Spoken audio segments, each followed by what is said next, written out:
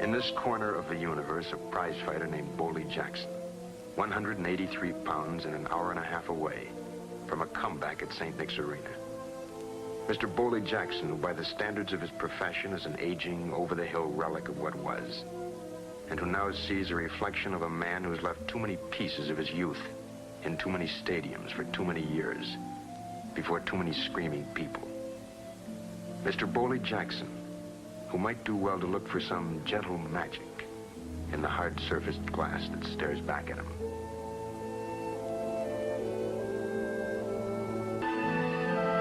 Feeling good, Bully? Feeling sharp? Take a tiger tonight, huh, Bully? Take a tiger. I'm going to take a tiger, Henry. I'll give him a left and a right and one to the stomach and then pick him up by the tail and throw him right up into the ninth row. You're looking good, Bully. You're looking sharp. You going to watch? You fooling. I'd yell so loud you'll hear me all the way to St. Nick's.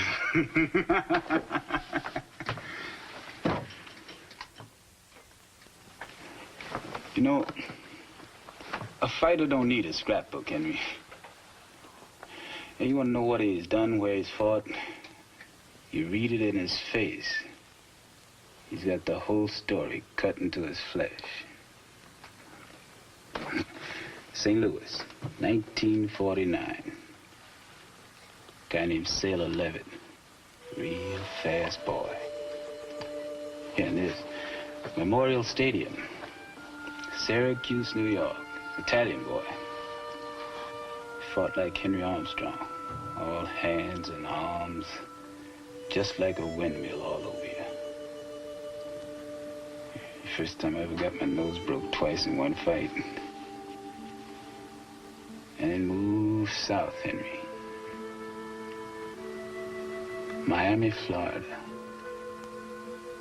Boy got me up against the ring post. He did this with his laces.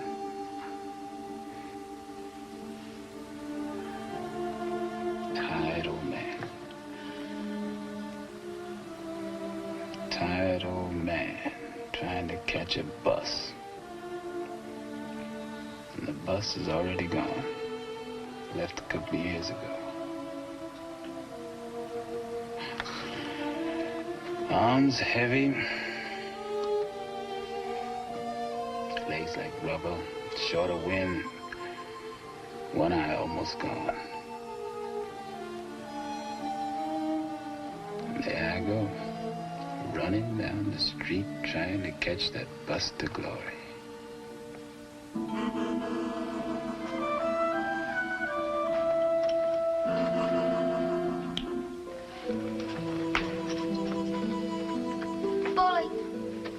Gonna catch a tiger tonight. I'm gonna make a wish. I'm gonna make a big, tall wish. And you ain't gonna get hurt none either. You hear, Boley?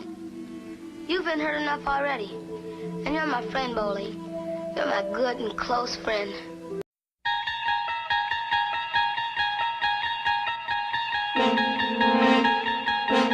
Há uma quinta dimensão, além daquelas conhecidas pelo homem. É uma dimensão tão vasta quanto o espaço e tão desprovida de tempo quanto o infinito. É uma zona intermediária entre a luz e a sombra, entre a ciência e a superstição. E se encontra entre o abismo dos temores do homem e o cume dos seus conhecimentos. É uma dimensão da fantasia, uma região além da imaginação.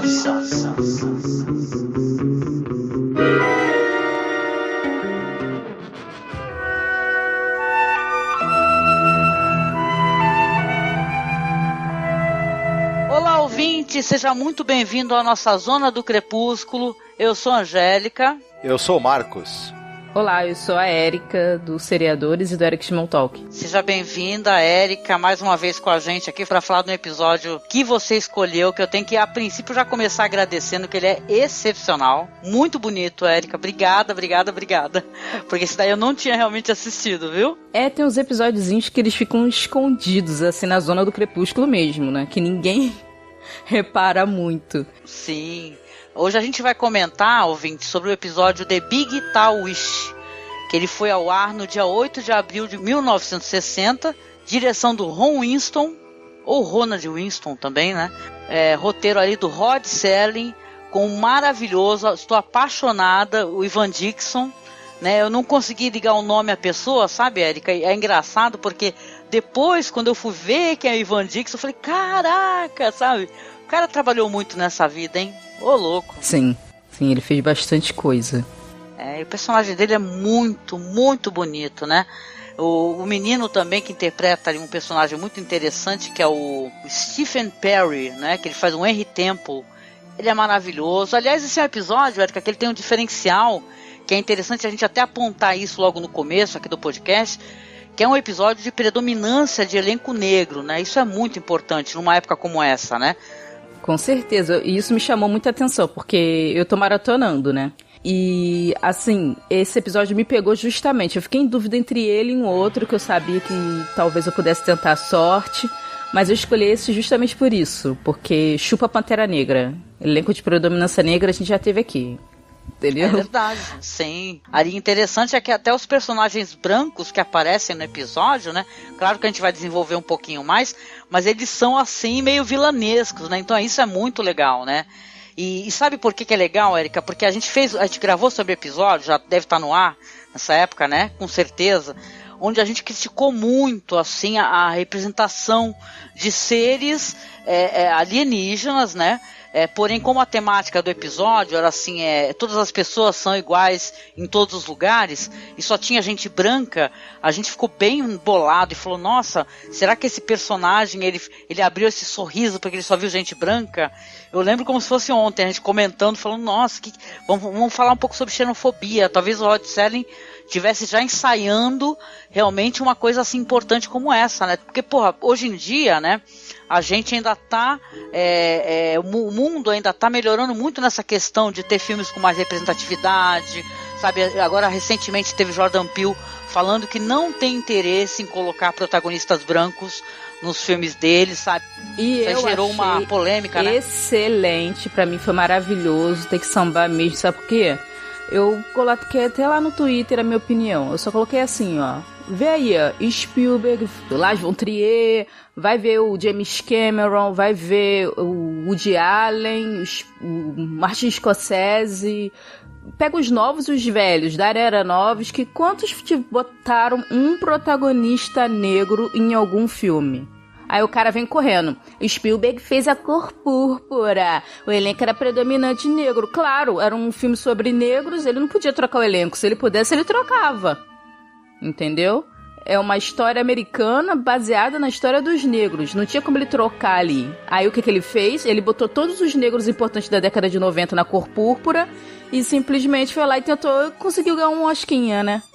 Muito bonito. Obrigado, Spielberg, por ser tão legal. Depois nunca mais botou um negro em papel nenhum de destaque em nenhum filme dele. É verdade. Sim, e olha, antes que alguém fale qualquer coisa, porque eu tô ouvindo o chororô de muita gente aí na internet, né? Não existe racismo inverso, tá? Só pra constar. Então não me venha com churumelas a qualquer pessoa aqui nos comentários.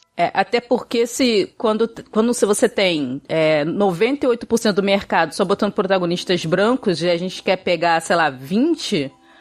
É um diretor que disse que não tem interesse em colocar protagonista branco em filme, porque ele tá fazendo Twilight Zone e tem um monte de branco, tem asiático, tem latino, ele tem várias diversidades. Sim.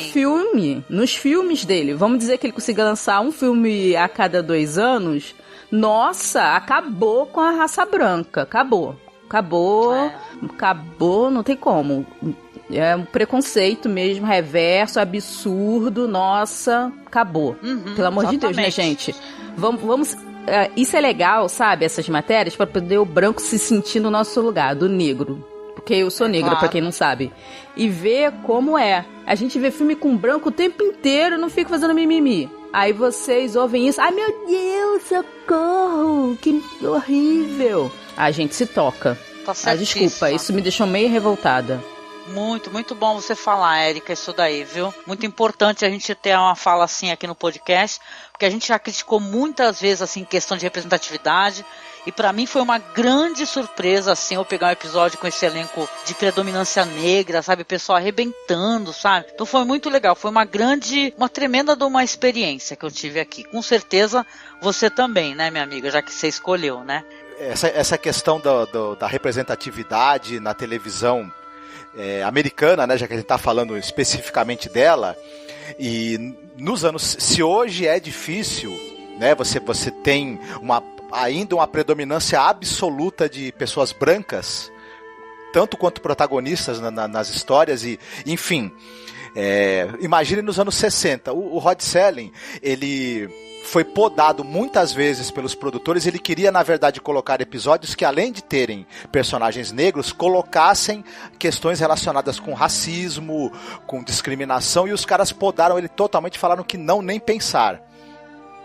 E ele demorou muito para ele conseguir introduzir algum elemento ali de questionamento ali das tensões raciais que havia na América na época e tal. Esse episódio era algo tão incomum você ter na televisão algum, né, personagem ou protagonista negro no episódio de série de TV. Esse episódio ele foi meio que chamou muita atenção na época. Tinha na época um prêmio que ele era dado para produtos audiovisuais ou para manifestações que contribuíssem para uma melhor interação entre brancos e negros nos Estados Unidos, enfim. E esse episódio acabou sendo premiado por conta disso também. E os dois atores principais, que é o Evan Dixon e a Kim Hamilton, eles não estão nessa série à toa, eles eram também pessoas que se destacavam, eles estavam entre os poucos atores negros, tanto ele quanto ela, que conseguiam ter carreiras de destaque. O Evan Dixon, ele foi muito atuante como ator, ele começou nos anos 50 e 60, depois nos anos 70 e 80 ele dirigiu muitos e muitos episódios de série, era um cara ator, produtor, roteirista, diretor de grande talento, ele era um nome importante da televisão na época, dirigiu episódios de todas as séries importantes aí dos anos 70 e 80. A Kim Hamilton, ela era roteirista, diretora, produtora, artista plástica, atriz, já com uma carreira muito consolidada também na televisão. Então eles eram pessoas também que saíam um pouco do que era o comum que você tinha, porque os negros tinham papéis assim de coadjuvantes, né? E era mais difícil também eles trabalharem em destaque atrás das câmeras também. E essas duas pessoas, tanto a Kim Hamilton quanto o Ian Dixon, eles quebraram esse paradigma e tiveram uma carreira que acabou abrindo muitas portas, esses dois atores e diretores, enfim. E de certo modo, isso deu, acho que ao Rod Serling, a chance de conseguir fazer esse episódio. Porque se fossem outros negros que não tivessem um certo, como é que eu vou dizer, esse passado, essa história, essa vida muito maior dentro da indústria de dirigir ou roteirizar, ser artista, pessoas cultas. É um Sidney Poitier, né? Vamos dizer assim, era uma coisa fora da curva para eles na época. Em época que a segregação racial gera baixo estudo, os negros não vão adiante, a gente vê o Brasil como tá, né? Então, tem toda essa opressão. Então, eles eram negros cultos que trabalhavam no meio, então ele deve ter conseguido até fazer esse episódio, porque ele fala assim, são negros, mas são negros, blá, blá, blá, pra poder justificar, né, fazer isso. Sim, com certeza, tenho certeza, Érica.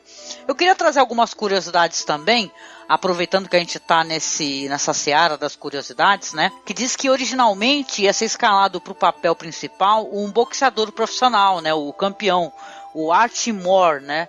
Que depois ele acabou rolando com esse ator aí maravilhoso, né? Mas não deixa de ser interessante, né? Porque o Rod Serling, pra quem não sabe, ele era uma espécie de boxeador amador, né? Porque na época que ele tava na guerra, diz que ele ficava treinando o boxe ali pra poder diminuir a tensão, né? O estresse, né? Por que esse homem não fez?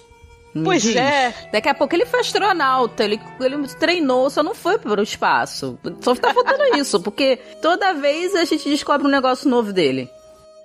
O Rod Serling era um cara apaixonado pelo boxe, né? Então, tem até um outro episódio dele aí que a gente já gravou, que aparece um personagem lá, um que muda de cara, que é um boxeador, sabe? Então ele acaba trazendo essas coisas que ele tem apreço para as histórias também de The Twilight Zone, né? E coisa muito importante que se a gente não mencionar, o pessoal vai apontar isso pra gente. Queria que o Marcos falasse um pouquinho. Então esse episódio, ele é um remake dessa série que o Rod Serling fazia ao vivo, né? Que era um teatro filmado, o Playhouse 90, né, Marcos? Isso mesmo. O Rod Serling escreveu vários roteiros para Playhouse 90 e o roteiro dele mais premiado, que trouxe uma visibilidade para ele muito grande, e depois os prêmios que esse roteiro ganhou, os Emmys que ele ganhou, deram pro Rod Serling a capacidade, né, dos produtores acreditarem nele para ele produzir uma série dele, que é o caso Além da Imaginação. Foi o episódio que é Requiem para um Peso Pesado, né, se eu não me engano, e que esse episódio é uma espécie de releitura, né? Esse episódio do Além da Imaginação é uma releitura daquele episódio da série Playhouse 90, que tinha o Jack Palance, né, no papel principal. Legal. Exatamente, é um episódio muito celebrado, sabe, Érica? Só que essa série aí, Playhouse 90, eu descobri que pra quem compreende inglês perfeitamente, é muito fácil de localizar. Tem no YouTube, tem no Internet Archive, mas é uma série que não tem legendas por aí, senão inclusive eu até publicaria na página, porque eu tô sabendo aí que o Jordan Peele também vai fazer um remake de um episódio do Playhouse 90, né? Ele vai pegar um episódio do Playhouse 90 e fazer, pelo título a gente já sacou que é o comediante, né, do Playhouse 90. Mas então, é interessante esse negócio do Rod Serling pegar um remake de um grande sucesso dele e colocar um personagem negro. Isso daí é muito legal, é fundamental, inclusive, para a gente compreender certos aspectos da história que são colocados mais adiante, né? Coisas que são discutidas para além, né, do que o episódio propõe, né? Que é falar de fantasia, de acreditar na magia, etc., né? Sim, e eu falei assim, um legal assim baixinho, não é porque eu falei, achei assim, nossa, que informação, né? Não, foi porque eu tava pensando assim, nossa, com brancos pra mim não faz sentido o episódio. Tipo, eu não consigo ver ele com atores brancos. Depois eu vou explicar o porquê. Tá certo, não, porque tem coisas assim importantes que foram colocadas para além, que geram leituras, né, importantes. Mas vamos lá então para a sinopse, Marcos. Sim, esse episódio que a gente vai comentar é o The Big Tall Wish, que é alguma coisa como um grande desejo ou um desejo muito importante, né? E ele fala sobre um boxeador, o Boyle Jackson, vivido aí pelo Ivan Dixon, né, um boxeador negro, peso pesado, só que ele é um cara que ele já tá com uma certa idade, ele não teve uma carreira muito brilhante, né, e ele vive ali de lutas pequenas ali, pequenos desafios e tentando se manter, né. Ele tem o rosto todo marcado, né, uma parte muito bonita do episódio, em que ele começa relembrando ali diante do espelho cada luta que ele teve, é uma marca que tem no rosto dele. Ele aluga um quarto numa pensão, né, que é da Frances Temple, da senhora Frances Temple, e o filho dela, o menino Henry Temple, que é um menino, se eu não me engano, de 6 anos de idade, ele adora o Boyle. Ele fala que o Boyle é o melhor amigo dele, o Boyle é como se fosse uma espécie até de figura paterna, de repente, para ele. E ele sempre acompanha as lutas do Boyle, né? Sempre torce muito por ele, apesar dele volta e meia ser derrotado e não ter uma carreira assim como brilhante, a carreira dele está em plena decadência.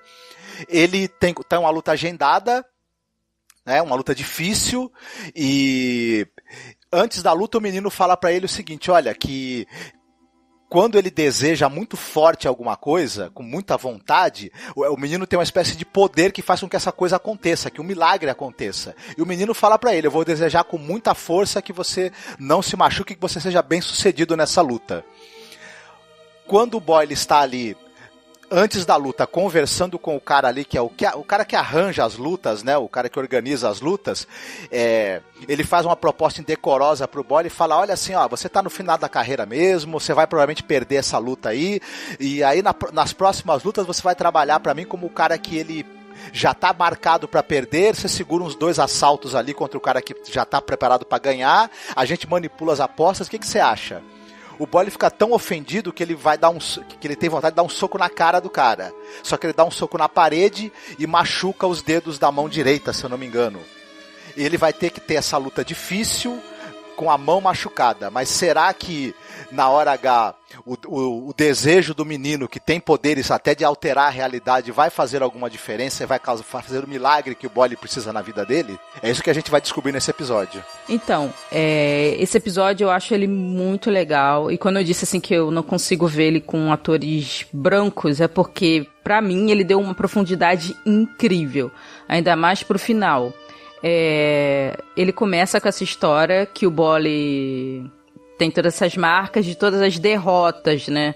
Ele é um cara que... ele é meio saudosista, mas das perdas, das coisas que marcaram ele pelo que ele viveu, mas que no fim não deram muito certo.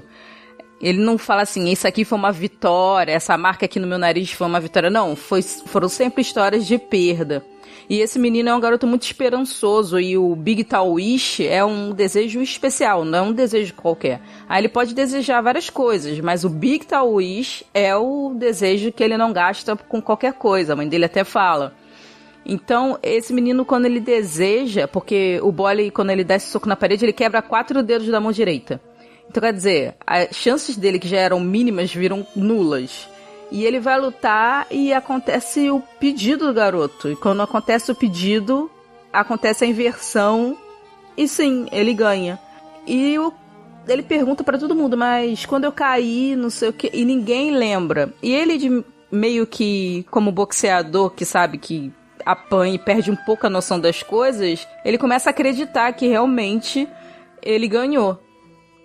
Ele ganhou, mas só que no fundo ele sabe que ele perdeu. E aí quando ele vai encontrar o garoto e ele fala com o garoto, que pra mim é a melhor parte do episódio, é porque quando ele volta pra encontrar o garoto, ele volta todo animado, todo mundo na rua fala com ele, diferente, é todo um clima totalmente diferente. Apesar das pessoas terem torcendo pra ele quando ele sai, quando ele volta, parece que o bairro daquelas pessoas negras, tipo, se sente orgulhoso no todo, sabe? Ele representa toda aquela comunidade. E aí ele volta todo feliz e fala com o garoto, mas o garoto sabe. E quando ele pergunta pro garoto, o garoto fala, não, você sabe, mas eu desejei e aconteceu. E ele é tão reprimido, ele por ser negro, ele não se dá o direito. Ele tem uma fala que ele diz, nós não temos esse direito, a gente não pode sonhar, isso não é pra gente. Tipo, cara, é muito pesado. Tipo assim, o garoto desejou, aconteceu, ele falou que não pode ser, ele sabe que aconteceu o desejo, mas ele faz uma força tão contrária, ele acredita tanto que os negros não têm esse direito, porque ele sonhou a vida toda e sempre perdeu, e ele acha que meio que vai perder a identidade dele se ele aceitar essa vitória que foi dada, entre aspas, de mãos beijadas pra ele. E aí ele vai e consegue reverter tudo. E aí a vida dele volta a ser aquele marasmo, né? Ele volta, passa e todo mundo assim, pô, valeu, não sei o quê. Aí ele chega pra falar com o menino e o menino deixa de acreditar. E aí no final, nos últimos minutos, ele deixa uma fala assim, mas sabe por que não acontece? Porque muita gente não acredita. Aí ele começa a acreditar. Mas você vê como uma coisa é ruim. É tipo, é a vida. A pessoa chega num determinado ponto da idade dela, que ela fica tão experiente, tão velha, tão sábia, que ela percebe assim, cara, eu podia ter sonhado mais, tipo, não faz diferença. Eu poderia ter desejado mais, eu ia cair do mesmo jeito, mas ok. E a criança é podada disso, sabe? Essa criança que tem todo um caminho pela frente, ela foi podada. Ela nunca mais vai fazer um desejo desse, ela nunca mais vai poder ajudar ninguém, nem se ajudar, porque ela não acredita mais, porque o cara tirou esse direito dele, porque a sociedade botou na cabeça dele, negros não têm direito a sonhar. E você fica pensando, né, assim, né, porque o personagem dele tem essa coisa que parece uma coisa muito cruel, né, e muito antipática até, né. Você vê alguém que está destruindo os sonhos de uma criança. Mas você vê que aquilo também é medo, né? É quase um medo desesperador, né? Que ele não quer que aquele menino querido sofra, né? Então ele fala, não, você não vai sofrer, porque o mundo é cruel, né? O mundo vai te fazer sofrer, né? Tem até uma fala dele logo no começo com a mãe, né? Do menino, fala assim, olha, quando eu era criança, meus sonhos foram arrancados de mim, né? Algo do gênero, né? A minha cara foi espremida no concreto. E aí eu entendi, esse é o concreto, eu não tenho direito a tensões. Então é muito triste, mas eu acho que o episódio, ele tem esse tom também para ser uma crítica, né? Só que como muita coisa que o Rod Serling faz, é uma crítica velada. Né? Eu penso que como esse roteiro, o roteiro é muito bonito, que o Rod Serling, ele é um cara que escreve muito bem. Então os personagens têm umas falas interessantíssimas, né? E ele falando isso é muito duro da gente ouvir, né? Um personagem falar isso pra uma criança, né? Você não pode acreditar nisso, você não pode acreditar nisso. E aí ao mesmo tempo, no final, como você mesma disse, aí no final ele revê, né, esse conceito, porque ele vê que ele tinha tudo na mão. E é interessante que o episódio também deixa meio aberto se tudo isso, as imagens que a gente viu, né, de tudo parar, porque, caramba, é muito legal isso. O episódio visualmente ele é interessantíssimo. No momento que o menino faz o pedido, né, que ele espreme o rostinho dele ali na televisão, que ele está pedindo, né, com força, aí tudo para. Né? O enfoque são nas mãos, são nos pés dos boxeadores, né? Só depois que vai mostrar o corpo inteiro. E aí você fica meio aberto, pelo menos pra mim ficou também, se todo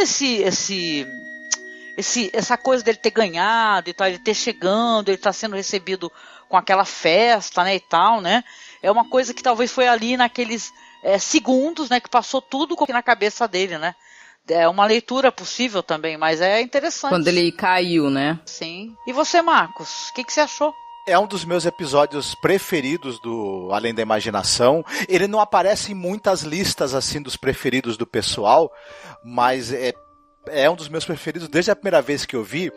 Para mim, esse episódio ele tem algumas características que são meio únicas dele, né? Primeiro, tudo bem, os episódios da série em geral são muito bem escritos, tem um texto de primeira qualidade, mas o texto desse episódio ele é lindíssimo, é uma coisa assim que é literatura pura, né? A maneira como o personagem descreve o seu próprio infortúnio, como ele descreve as marcas no seu rosto, a desesperança dele que ele verbaliza para o menino, é algo muito tocante, muito pungente.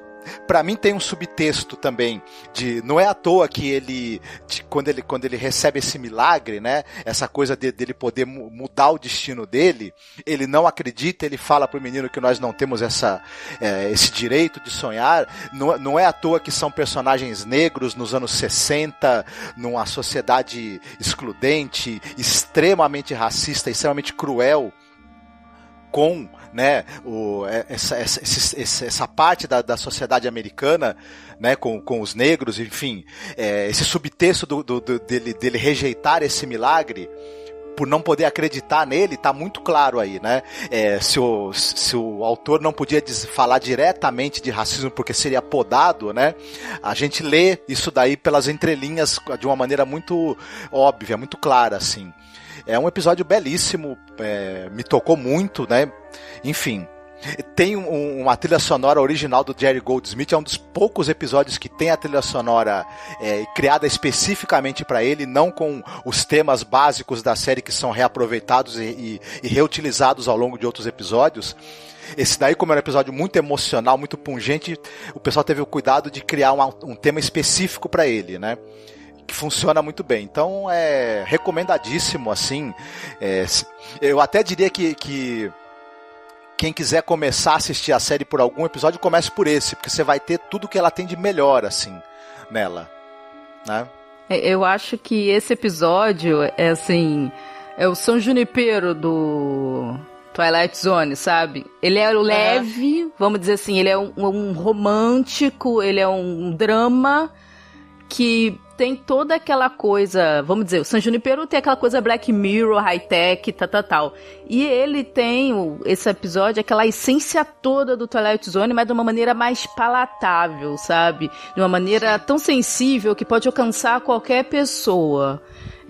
Mesmo você sendo branco, você vai se emocionar, mas você sendo negro e vendo aquelas palavras é muito forte, e você pensando que é 60...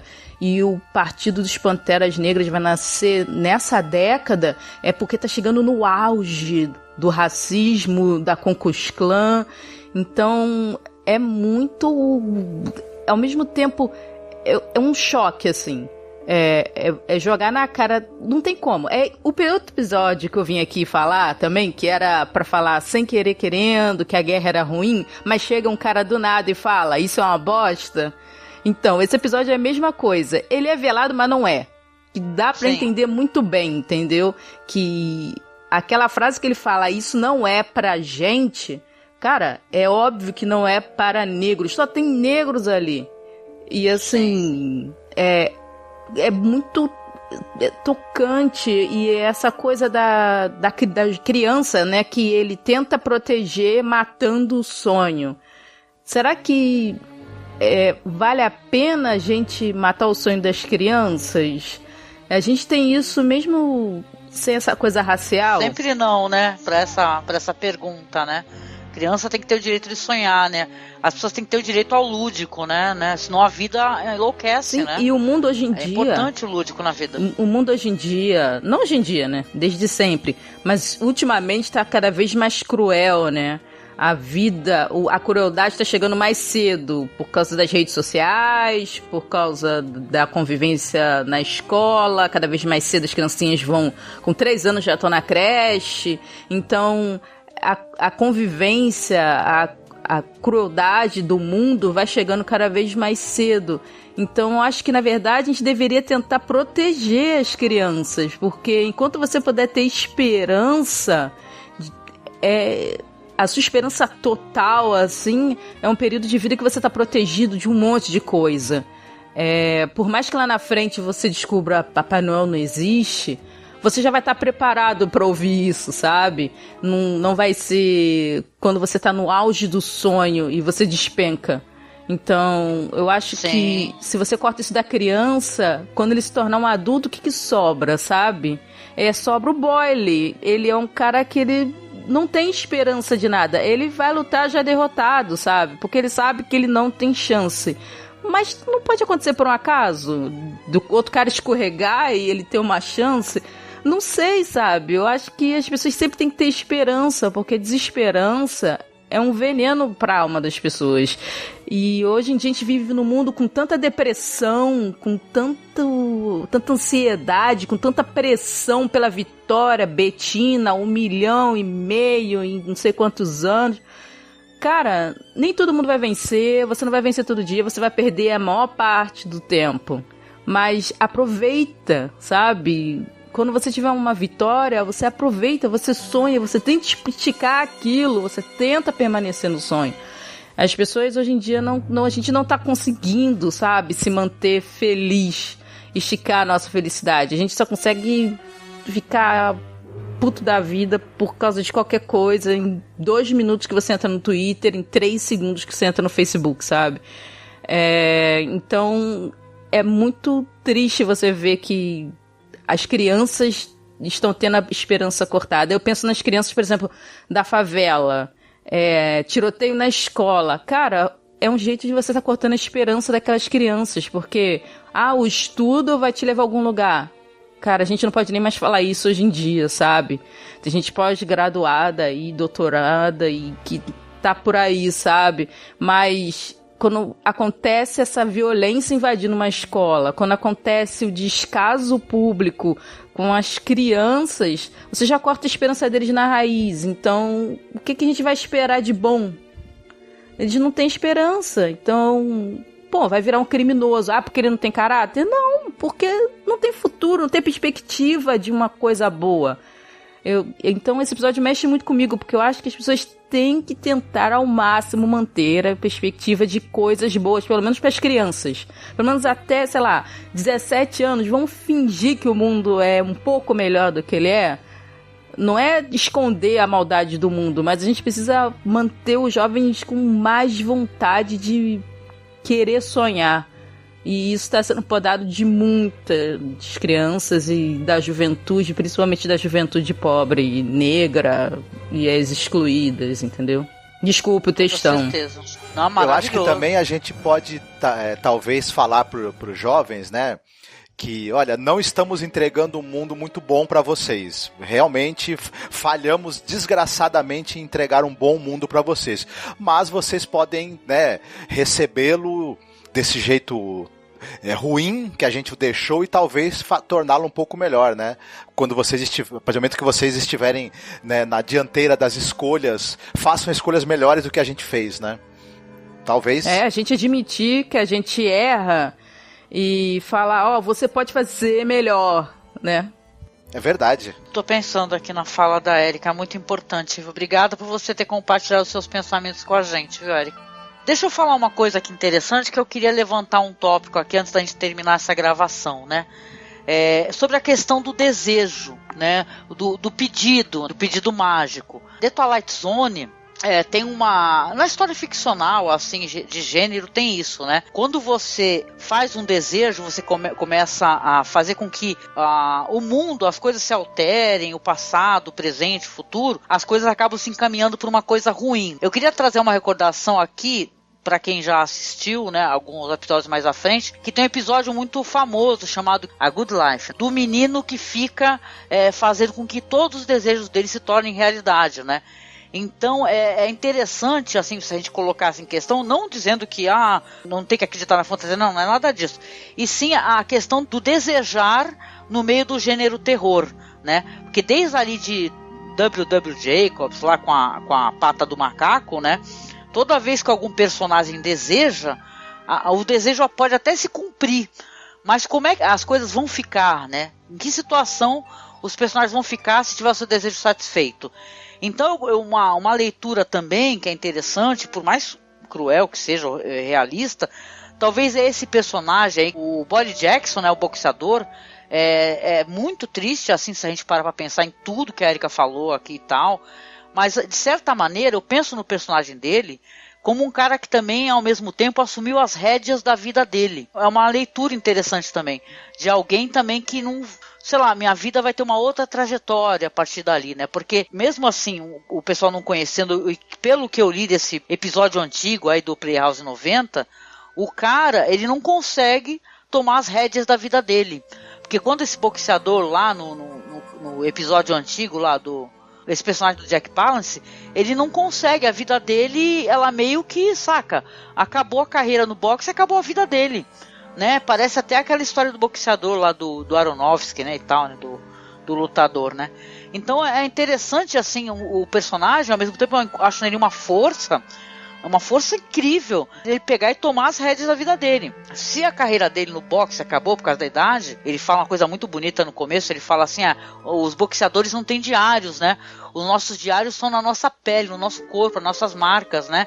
Aqui foi no ano tal, ele fala o ano, né, que teve a luta, ali foi não sei o quê. Então isso é muito interessante ao mesmo tempo e dá uma força, assim, sei lá, uma galhardia pro personagem dele, pra mim, na minha opinião, que outros personagens brancos, inclusive, não tiveram, né? Então isso é muito interessante. E sabe uma coisa que complementa isso? Na verdade, ele já tinha tudo que ele precisava antes dele partir pra luta. Quando o episódio começa, a gente vê ele falando com o garoto, ele se despedindo da mãe do garoto. A mãe do garoto meio que quase que se convidando pra jantar. E assim, tudo que ele precisa tá ali. O boxe, na verdade, ele fala que não se pode sonhar, mas na verdade ele tá sonhando, porque ele discute com o cara e fala, eu não vou ficar trabalhando pra perder pra você, eu vou chegar lá e vou fazer acontecer. Ele tá sonhando. Ele tá desejando.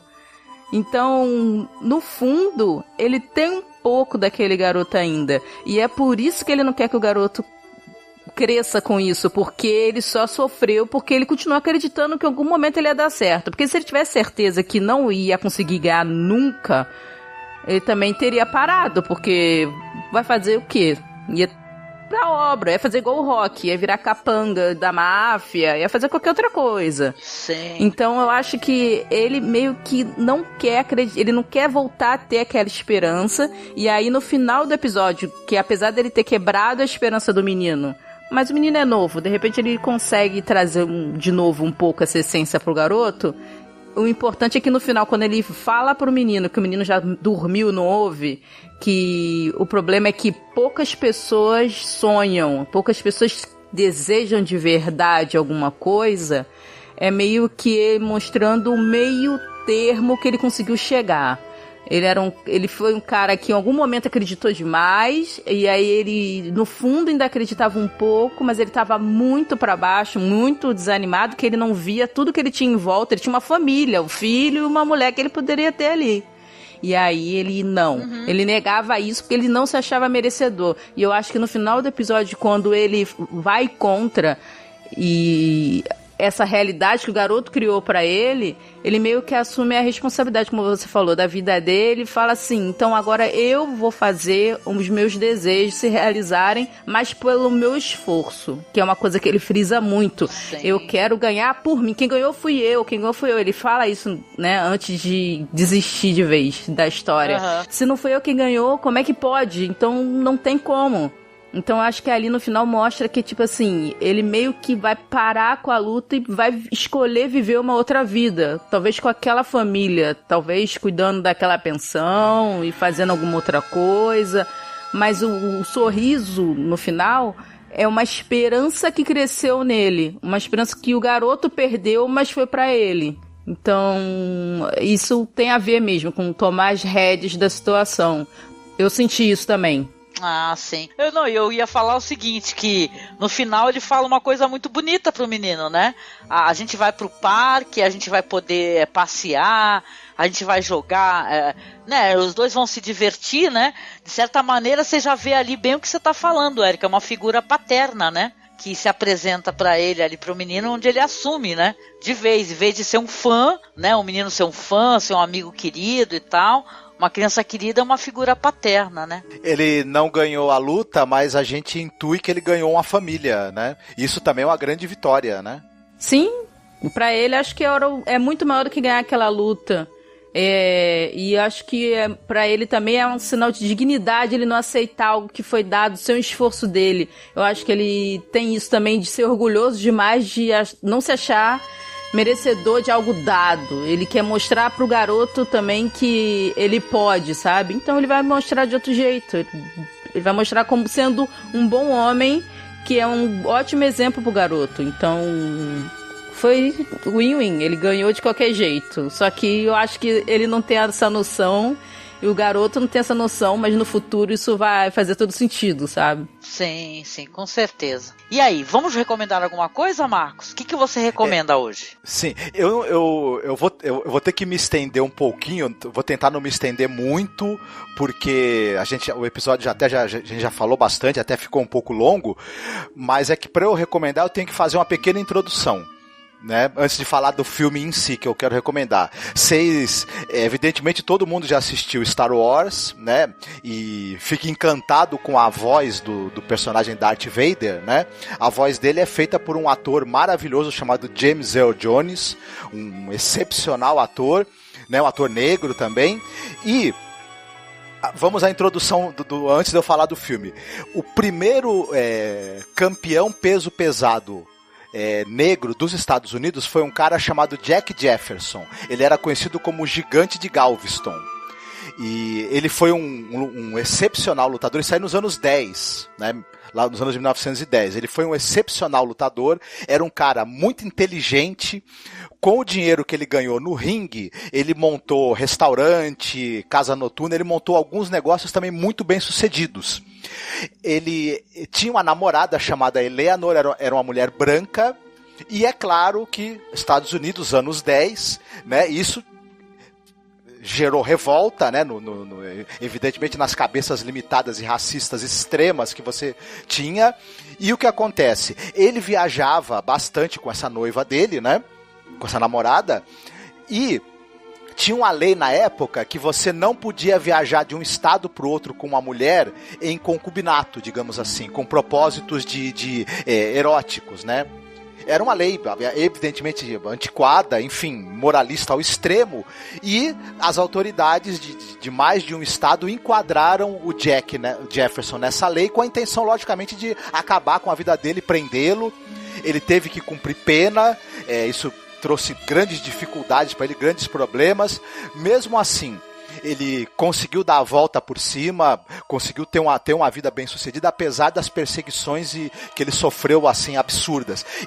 O governo americano, acho que esse ano, agora, o ano passado, eu não lembro, inclusive perdoou oficialmente e pediu desculpas pelo que foi feito com o Jack Jefferson. Em 1970, o diretor Martin Ritchie dirigiu um filme que é o A Grande Esperança Branca, que é um filme que conta a vida do Jack Jefferson, com o James Earl Jones no papel principal. Ele foi indicado ao Oscar, não ganhou, mas acabou ganhando o Globo de Ouro de melhor ator revelação. É um filme maravilhoso, vale muito a pena assistir. Ele passou na TV brasileira algumas vezes, enfim, faz um bom tempo que ele não é reprisado, mas é um filme que também muita gente não lembra dele, infelizmente, mas vale muito a pena, assim, ser visto. Ai, legal, Marcos. Obrigada. Já tô, na verdade, anotando aí, porque eu também não conhecia. Fiquei curiosa, viu? Curiosa. Minha recomendação vai ser, obviamente, eu acho que é justo, porque se nós mencionamos aqui sobre representatividade, falar do diretor negro, falar de um filme que eu gosto, que eu já assisti e reassisti várias vezes, que é o Corra, né? O Corra, o filme do Jordan Peele, que com certeza você está escutando aqui, provavelmente você já talvez até tenha assistido. Mas caso você não tenha assistido, vai contar uma história ali de um rapaz que ele namora uma moça branca. O rapaz é interpretado ali pelo Daniel Kaluuya, que ele é maravilhoso ali no Black Mirror, da né? bicicletinha. Da bicicletinha, é isso mesmo. Dá uma agonia esse episódio, esse cara, o pessoal na bicicleta, viu? Tipo ratinho de laboratório. Mas ele namora ali uma mulher branca e ele vai visitar a família dela e tal no final de semana. Tem um amigo dele que vai falar pra ele, não vai, que porra é essa, cilada e tal. Ele também tá meio apreensivo. E porra, eu não sei se é spoiler pra quem não assistiu, mas de qualquer maneira, ele realmente vai se meter numa cilada tenebrosa. Agora eu vou ser obrigado a dar um spoiler para poder falar uma coisa importante, né? Ele vai descobrir que é uma espécie de comunidade ali, que é uma comunidade que se interessa pelo corpo negro, né? Que se a gente for colocar dentro da história, o homem branco sempre se apropriou do trabalho, do esforço, da vida, de tudo, né, da pessoa negra, né? Esse é um filme que, inclusive, ele conta uma história tenebrosa de uma comunidade de pessoas brancas que querem o corpo da pessoa negra para poder continuar tendo uma vida, né? Agora, o meu link aqui é o seguinte: o Além da Imaginação tem um episódio chamado The Trade-ins, né? Dizem que o Jordan Peele, obviamente, um grande fã de The Twilight Zone, né? Não é à toa que ele tá fazendo um revival dessa produção. Tem uma certa inspiração nesse episódio The Trade-ins, que é um episódio muito interessante, onde vai haver essa questão. Quero deixar aqui uma recomendação dupla, então, que é o Corra, do Jordan Peele. Pra mim, nessa época, foi o melhor filme que eu assisti naquele ano, sabe? Eu fiquei totalmente, sabe, desesperada. Ele é ótimo em colocar essa questão social, né? Não assisti o Us, infelizmente, quero muito assistir, né? Que tá sendo muito elogiado. Mas enquanto eu não assisto o Us aí, recomendo para vocês então o Corra, do Jordan Peele, e o episódio aí do Além da Imaginação, The Trade-ins, tá? Que é um episódio aí, um roteiro ali do Rod Serling, né? Que é bem interessante. E você, Érica? Na verdade, eu vou indicar um documentário que fala um pouco sobre essa questão de como a gente corta a esperança das pessoas de uma maneira muito cruel. E como o mundo é cruel, assim, com as pessoas negras, assim. É um documentário, por incrível que pareça, produzido pelo Jay-Z. Eu baixei aqui para ver no celular, desculpa. É um documentário produzido pelo Jay-Z. E o nome do documentário é Time, The Khalif Brother Story. Tá no Netflix. Khalif é K-A-L-I-E-F. Se você botar Jay-Z no Netflix, vai aparecer. Sim, na busca. Sim, na busca. E ele conta a história de um rapaz que ele foi pego, assim, absurdamente acusado de ter roubado uma mochila uma semana atrás por uma pessoa avulsa. E essa pessoa encontrou ele na rua com outro amigo e falou, foi ele.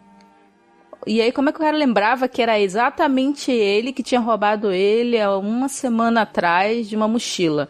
E o cara acaba indo para a pior cadeia dos Estados Unidos. Um jovem, assim. E aí conta esse documentário a história desse cara. O tempo que ele passou na cadeia, tudo que ele sofreu, as coisas que ele se negou a fazer, porque quando ele tá na cadeia, as pessoas falam assim, todo mundo é de gangue, todo mundo é de alguma facção. Falam que não tem opção nos Estados Unidos, e como não deve ter opção aqui no Brasil também. Você tem que ser de um lado ou do outro, senão já era, os dois lados vão querer se matar. E ele não quis. Então você vai ver tudo que ele pagou por isso, pelas escolhas que ele fez, porque ele não aceitava, porque ele não era um ladrão, ele não era um bandido, ele não queria virar. E o Jay-Z fala com ele, com a família dele, com a vida dele, vê a vida dele, ele indo pra faculdade. E aí a gente tem umas surpresas assim no meio do caminho desse documentário, e eu acho que vale muito a pena vocês verem assim ele todo, porque o final dá uma esclarecida assim real assim do que é você estar sem esperança e como as pessoas matam a esperança das pessoas por causa de besteira, sabe? Então eu acho interessante. Caramba. Será que ainda tá na Netflix, Érica, aquele 13ª emenda da Ava DuVernay? Tá. Tenho que assistir, vou procurar também, não conheço, quero ver, muito, com certeza, nossa. É isso, gente, chegando aqui ao final do nosso podcast, eu quero agradecer a minha amiga Érica Ribeiro pela sua maravilhosa participação, era imprescindível ter você, né, Érica, pra falar, você teve as melhores falas até hoje, eu acho, do nosso podcast, viu? Obrigada de todo o coração, minha amiga. Quem quiser conhecer teu trabalho, onde é que pode ir, o que você está produzindo atualmente, faz a divulgação para os nossos ouvintes, amiga. Tá certo, muito obrigada pelas palavras. Desculpa, pessoal, aí pela exaltação no início com a história do Jordan Peele, porque eu fiquei muito indignada com isso, realmente eu posso ter me exaltado um pouco, mas é que é triste você ouvir que tá tendo racismo reverso. E assim, vocês podem me encontrar nos Seriadores, tem o SED, tem o Sans, tem vários podcasts lá, mas onde vocês podem me encontrar frequentemente, que eu estou conseguindo manter a regularidade semanal, é no Eric Small Talk, que eu tô fazendo com a Amanda Guiar, Mendy Guiar, que fala de tudo, livro, HQ, a última foi sobre HQ, o anterior foi sobre um filme maravilhoso de Rock Soraya, que a Angélica é fã, com a boneca maldita. Nossa, ó, eu tenho que dar uma parte aqui, que é o melhor título que eu já vi, eu até escrevi isso no Twitter, é o melhor título que eu já vi de um podcast na minha vida, que eu dei risada para caramba. É muito bom o podcast de vocês, Érica. Desculpa, só pra falar que é muito bom, porque muito bom. É o maravilhoso, como é que é? Sabrina, aprendiz de Annabelle by Rock Soraya, aprendiz de James Wan. Muito bom. Ele é muito James Wan genérico, ele tem tudo. Tem a Lorraine, Indonésia, que ele é da Indonésia. Tem a Lorraine, Indonésia, tem o Ed Warren, indonésio, tem tudo. Tem boneca Annabelle genérica, tudo. Hoje eu terminei de ver, eu vi os 2 filmes dele lá, o Dolls 1, Dolls 2, tem os mesmos personagens, mas na verdade não são as mesmas pessoas.